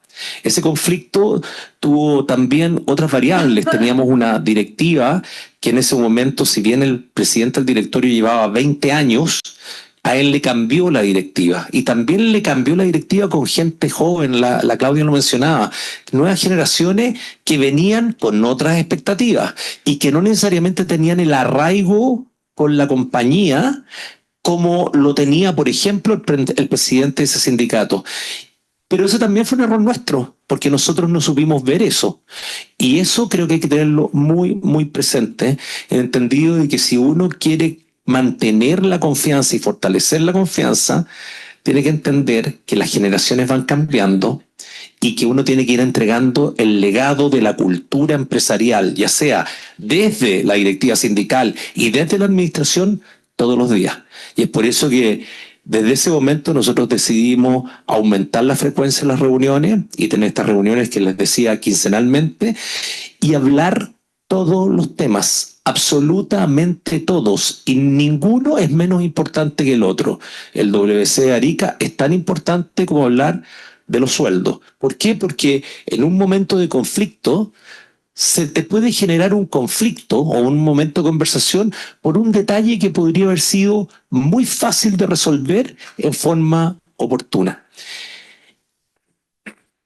Y yo creo que sobre todas las cosas, para esta recuperación de confianza, hay 2 cosas más, junto con hablar con la verdad siempre, por los 2 lados. Todo lo que decía la Paola, y me hace mucho sentido. Por un lado, la formación. Sodimac es una de las empresas que más capacita en Chile, reconocido por el CENSE en todos los gobiernos. Y en ese sentido, creo que es muy importante también la formación de los dirigentes sindicales, para poder tener un diálogo en el cual sea mucho más recíproco el entendimiento, ¿ah? Y poder tener un diálogo con muchos mejores resultados en términos de fortalecer la confianza. Creo que eso es fundamental en la formación y hablar con la verdad. Creo que son 2 cosas que son muy, muy importantes para ir recuperando y fortaleciendo este camino. Creo también que en la medida que uno habla con la verdad y que cuando uno dice esto no lo puedo hacer, o les voy a poner la introducción, Ley Karim, estamos con capacitaciones todos los días, los ejecutivos, los trabajadores, pero todavía hay cosas, y se lo digo con sinceridad, que no entendemos, no sabemos cómo aplicarla. Y nosotros nos hemos dado vuelta a los sindicatos a preguntarles qué entienden ustedes para que aunemos criterios, para poder tener una visión común. Y también creo que frente a las crisis es fundamental, tomando ese mismo punto, es poder trabajar en conjunto. Les voy a poner una casuística. El COVID. Nosotros nos tuvimos que reinventar, no todos los días, a cada hora, porque venían direcciones desde el mismo gobierno, desde la misma dirección en ese momento, que decían hay que cerrar todas las tiendas. No, esto es bien de primera necesidad, así que tienen que estar abiertos. Una hora después cambiaba y no sabíamos a qué acogernos. Y nos sentábamos con los sindicatos, con todos, para estudiar lo que estaba ocurriendo y ver cómo lo íbamos a enfrentar en conjunto hacia los trabajadores y hacia todos nuestros públicos de interés. Entonces, creo que el hacer un trabajo conjunto con la directiva sindical, nosotros tenemos un 87% de sindicalización en Sodimac, y sentimos que los sindicatos, y se los digo de todo corazón, yo llevo 20 años de gerente general en Sodimac, que para mí los sindicatos han sido un tremendo apoyo. un tremendo apoyo, y lo digo públicamente, la Claudia lo sabe, ayer en la convención lo dije, porque creo que cuando trabajamos con transparencia, por el cuidado y el respeto que tenemos que tenernos ambas partes, sin estar exentos de conflicto y de puntos de vista distintos, pero siempre tratando de buscar puntos de encuentro, creo que se fortalece muchísimo el pilar de este camino de la confianza. Muchas gracias, Eduardo. Vamos a ir a la ley Karin. Abordemos ese tema. El objetivo de la ley Karin es promover la prevención y espacios libres de acoso y violencia. Y es una aspiración que no me cabe la menor duda que todos apoyamos. Pero hay un tema que ha salido mucho ahora y que se relaciona con el cumplimiento, con el tema del cumplimiento de las expectativas. ¿Ah? Esta ley genera bastante ilusión y está todo el mundo como con los ojos abiertos mirándola. Y hemos advertido casos que ponen en riesgo la confianza. Por ejemplo, hay mucha tardanza en las respuestas de la ADT y por la sobrecarga. No, aquí no hay culpables porque es verdad que han aparecido muchos casos, entonces es muy difícil que efectivamente se puedan entregar eso, se pueda realizar. Hay dificultad en la aplicación de medidas de resguardo, hay empresas que están derivando la de estos temas en vez de abordarlos internamente, y esto genera demoras y también atenta contra la confianza y la expectativa. ¿Qué podemos hacer? Aquí es cómo abordan este riesgo desde el Ministerio y cómo cuidar esta ley para que no pierda esa legitimidad y confianza con los trabajadores. Y aquí quiero la opinión del ministro, de la Claudia de Comunicaciones y también desde la Paola y Eduardo.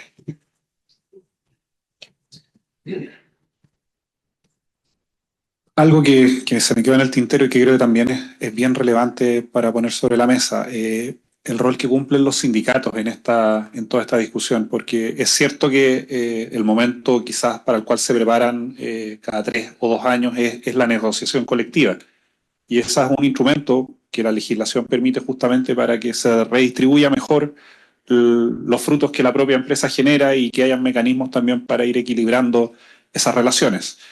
Pero los sindicatos también juegan un rol permanente a diario en asegurar que no se vulneren derechos laborales.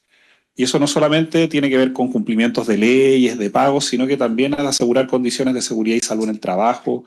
Y además a mí me toca, era un subsecretario que no solamente recibe a los actores en el ministerio, yo iba mucho, acompañaba los programas de fiscalización de la dirección y no solamente para el punto de prensa, sino que entrábamos en las faenas a ver efectivamente lo que ocurría. Y uno se impresiona muchas veces del desconocimiento del código del trabajo que hay en algunos sectores productivos.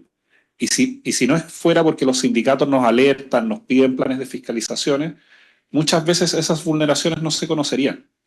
Y eso no solamente tiene que ver con infracciones, con multas, porque ya cuando la empresa se infraccionó, ya es tarde, ya es el momento punitivo, pero muchas veces eso pone en riesgo a la propia empresa, accidentes laborales, muchos riesgos incluso a veces de muerte. Entonces, creo que es importante también, y a propósito de los datos de la ENCLA, de ponerse al overall con los comités de paridad de seguridad, porque son elementos importantes, es parte de la política preventiva. Y en eso creo que los sindicatos juegan un rol permanente.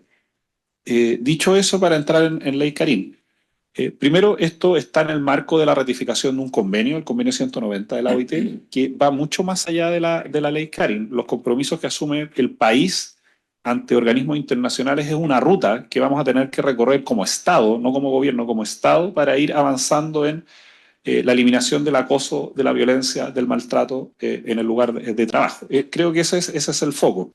La ley Karin avanza en el contexto del convenio 190, pero también de un caso muy dramático que ocurrió en un momento y que finalmente permite que hoy día tengamos una ley que justamente busca ser un paraguas para abordar esos elementos. Efectivamente, esta ley que se aprueba nos ha desafiado como ministerio. creo que en parte tiene que ver con un fortalecimiento, obviamente, de las capacidades de la dirección del trabajo. Hay que decirlo también, cuando vamos a disputar presupuesto para la dirección del trabajo en el Congreso, también hay una animadversión muchas veces, porque vamos a aumentar los fiscalizadores, porque vamos a tener más presencia. Entonces, ahí hay una paradoja que tenemos que terminar de resolver, pero también ha sido para nosotros un desafío que empresas de gran tamaño deriven masivamente los casos a la inspección del trabajo, cuando uno debería esperar que esa norma quedó pensada para empresas de menor tamaño que no tenían una gran unidad de recursos humanos, no tienen un staff no pueden establecer los protocolos, y eso también hay que decirlo claramente, que nos ha saturado un poco la capacidad de respuesta.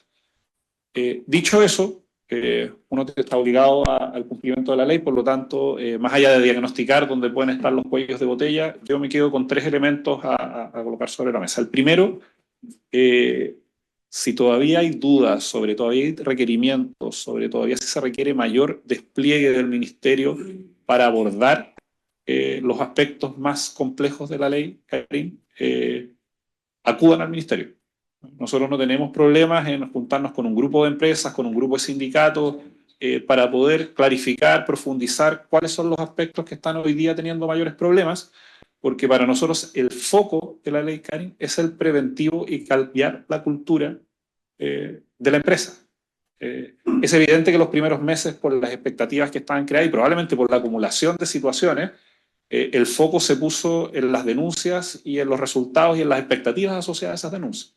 Pero el foco tiene que estar puesto en ese cambio cultural, que ese es un camino más largo a recorrer y donde algunas empresas lo han asumido como un desafío significativo y otras, que a veces ocurre, lo ven como un checklist.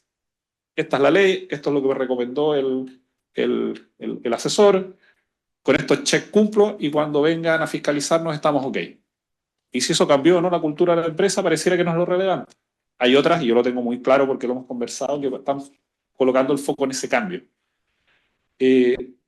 Nosotros durante este año estamos haciendo una revisión muy exhaustiva de los reglamentos y de los mecanismos a través de los cuales la Dirección del Trabajo lleva adelante estos casos, para buscar acelerar justamente el proceso. Nosotros tenemos una experiencia en otro ámbito que fue la modernización de la autorización de jornadas excepcionales, que ocurre sobre todo en la minería y en otros sectores productivos, y a través de un dispositivo tecnológico logramos bajar de 90 días que se demoran en autorizarse una jornada excepcional a 10, básicamente.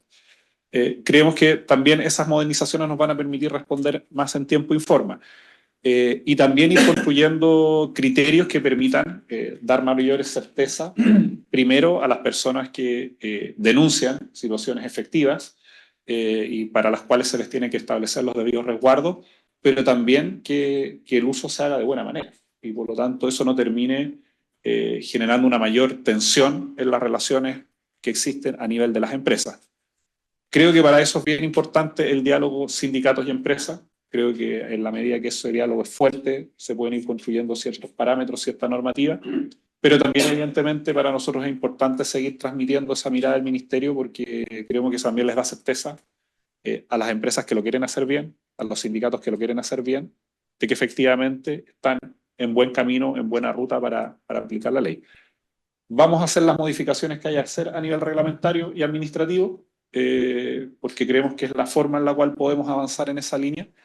Y súper disponibles como ministerio, sobre todo este ecosistema que está aquí reunido, a que podamos seguir avanzando en esas iniciativas, porque, vuelvo a insistir, el objetivo es el correcto, se requería de una ley en esta dirección, pero siempre estos procesos que implican cambios culturales, en contextos además de crispación social y muchas veces política, tienen que ser bien encauzados y para eso la confianza es el piso para que este tipo de transformaciones ocurran de buena manera.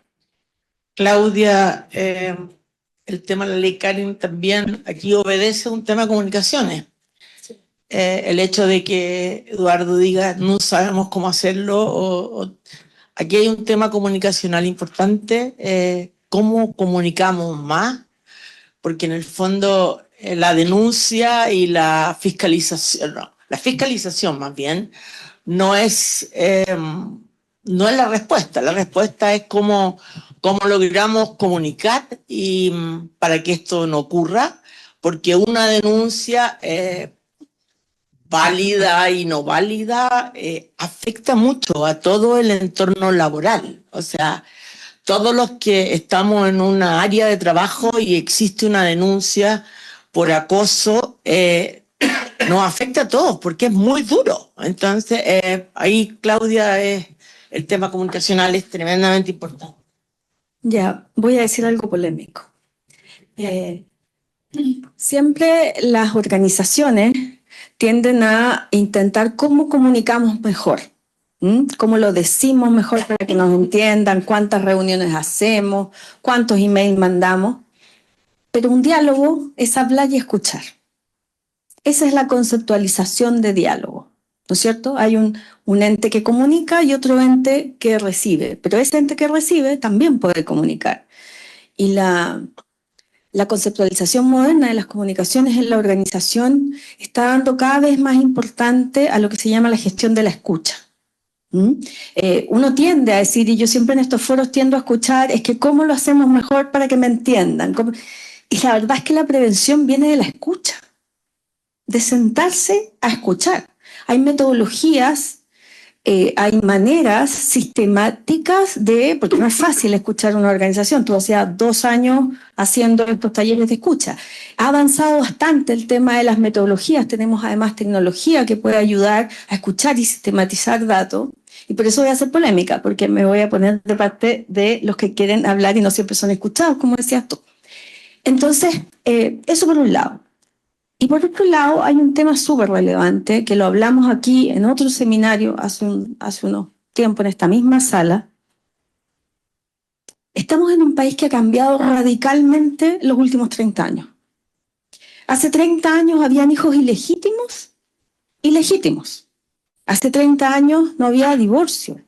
Hace 30 años el feminismo o el medio ambiente era cosa de unos locos ahí de Greenpeace que rayaban a los osos polares en el norte, en la Antártica, no sé dónde. Bueno, entonces aquí tenemos 2 temas súper importantes que tienen que ver con la comunicación y cómo entiendo yo la comunicación desde una perspectiva más dialógica, que es, por un lado, escuchar cómo cambian. Tú decías, Eduardo, es que las generaciones nuevas, claro, es que el papá de uno, el abuelito de uno entraba a una empresa y estaba toda la vida en la empresa, se moría en la empresa. Bueno, los chiquillos ahora no tienen ni un apego. Ni un apego. Yo me voy está volviendo lo del sudeste asiático. Sí. Se paró con la pandemia, pero ahora, no, yo trabajo 2 años y me voy al sudeste asiático, no sé dónde, no sé qué. ¿Quién se fue al sudeste asiático?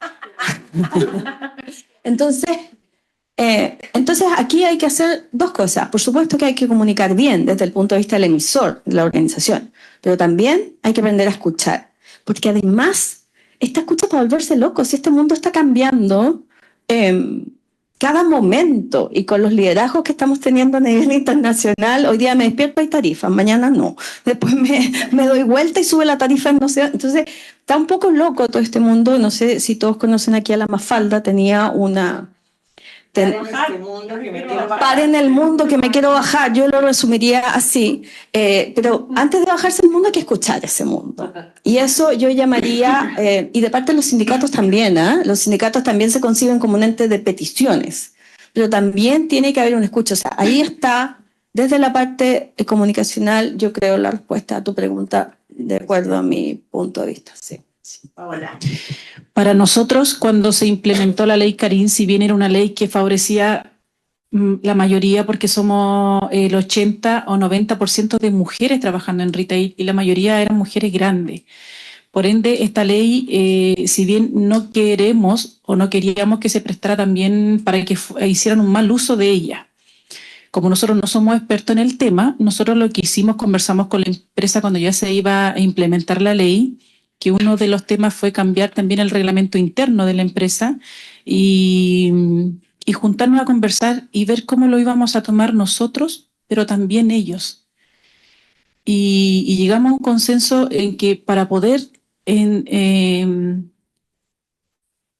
conversar con el trabajador y explicar bien en cómo consistía esta nueva ley, teníamos que llevar a nuestro lugar de trabajo personas capacitadas que la pudieran explicar de buena forma, porque claramente nosotros no lo íbamos a poder hacer.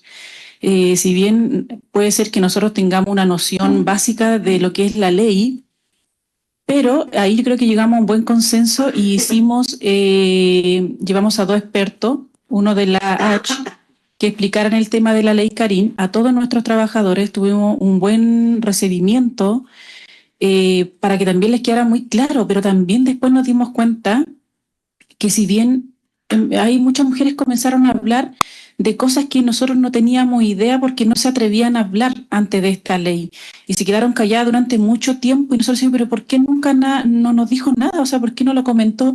No, porque tenía miedo de que los despidieran, porque era un tema tabú todavía en el sistema, etcétera. Y desde ahí, claro, tenemos que sí o sí tener que escuchar al trabajador, estar presente con el trabajador, estar ahí todos los días y también nosotros no hablar mucho y aprender a escuchar, que también lo comenzamos a hacer, que fue una escucha activa muy bonita, pero tener un diálogo directo. Y para esto nosotros también teníamos que tener un espacio para poder conversar con nuestros trabajadores, porque en sala era muy difícil hacerlo, porque ellos tenían otra labor que la función en sala, muy distinta.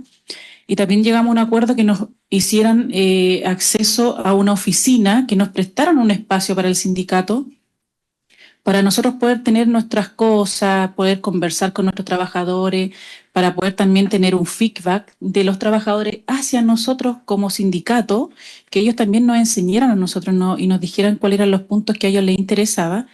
Pero en cuanto a la ley Carín, creo que ha sido una ley maravillosa, pero también dejarle muy claro a las mujeres que no era para que abusaran de esto, porque la mujer también nos teníamos que hacer respetar dentro de nuestra función de trabajo y no molestar a nuestros compañeros, porque algunas, si bien no todas, pero también molestaban y no se daban cuenta que el hombre no le contestaba porque, chuta, hay una ley. No, pues si esto era para ambos lados, el respeto tenía que ser mutuo entre hombres, entre compañeros. Gracias. Ya voy a terminar porque aquí todos tienen que irse rajados. Y no es menor, sí, dejarlos con que la confianza se irradia en todas partes. Por lo tanto, ojalá que nos hayamos quedado con algo de la confianza. Y si quiere, el ministro quiere decir algunas últimas palabras, o Eduardo. No, yo muy breve, agradecerle nuevamente a la Fundación, al panel. Sé que cada uno de ustedes juega un rol muy relevante en los espacios que participan. Y nada, volver a insistir, tenemos desafíos muy relevantes como país. Estamos desafiados, como les decía, a un escenario que va a ser muy cambiante. Y nosotros estamos convencidos que este es un país que puede dar más, que tiene muchos recursos, muchas capacidades, una fuerza laboral y profesional excepcional, y nosotros somos de los que creemos que este país puede volver a crecer, puede ser un país desarrollado, pero para eso nos tenemos que, los que confiamos, los que dialogamos, los que sabemos cruzar muchas veces la línea y ponernos en el lugar de otro, tenemos que trabajar de manera conjunta. Así que por nuestra parte, este ministerio va a ser un espacio donde siempre van a poder conversar, siempre vamos a poder dialogar, porque tenemos nuestro norte en el país, en Chile y en su gente, y eso es lo que nos debe motivar, eso es lo que nos debe hacer levantarnos temprano a trabajar, y entender que este país puede ser mejor en la medida que también el conjunto de la sociedad se beneficia con ese desarrollo, con ese crecimiento. Así que gracias a la Fundación y gracias también a la Universidad Católica por recibirnos en este importante espacio de diálogo. Eduardo.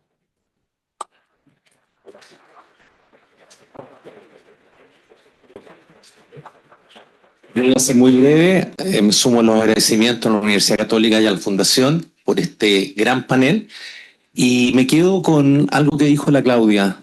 Yo creo que al diálogo de escuchar, que creo que es fundamental, le agregaría escuchar con humildad. Y algo que nosotros siempre decimos en la organización: dejen fuera la soberbia. Que quede la soberbia fuera en los políticos, que quede fuera la soberbia en las empresas, que quede fuera la soberbia en las familias, y vamos a tener toda una mejor oportunidad de escuchar oportunidades, de tomar oportunidades para hacer de esta sociedad una sociedad mejor. Eso es. Muchas gracias. Muchas gracias a todos. Les voy a pedir que se queden un minuto para la foto oficial. Sí, y a todos, muchas gracias por la participación y irradien confianza porque la responsabilidad no es de la empresa, es de todos que habitamos en la empresa.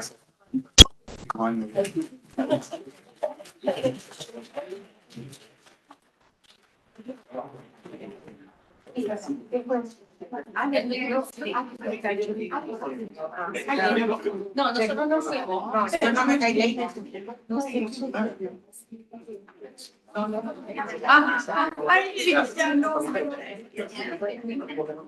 Oye, Claudio.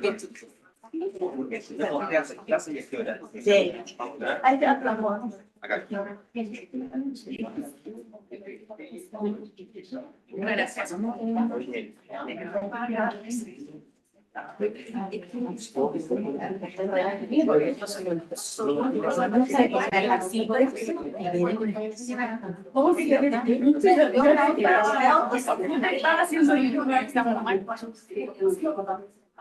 Gracias.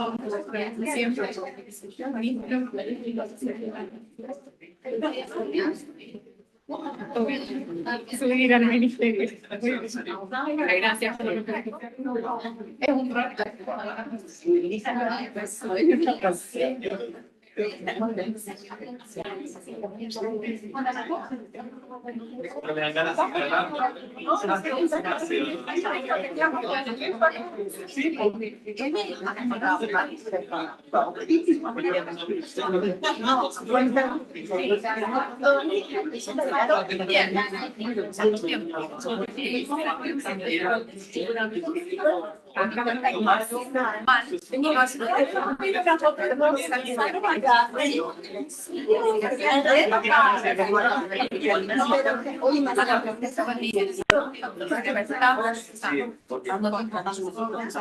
Ay, como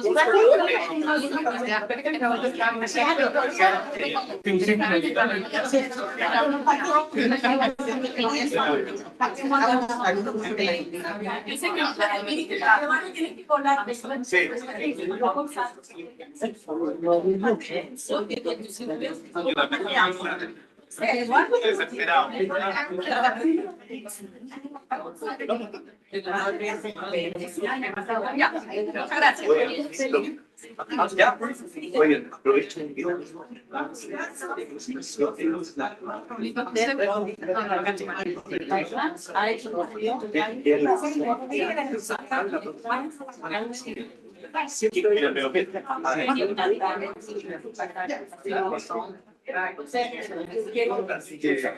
Sí, se mira.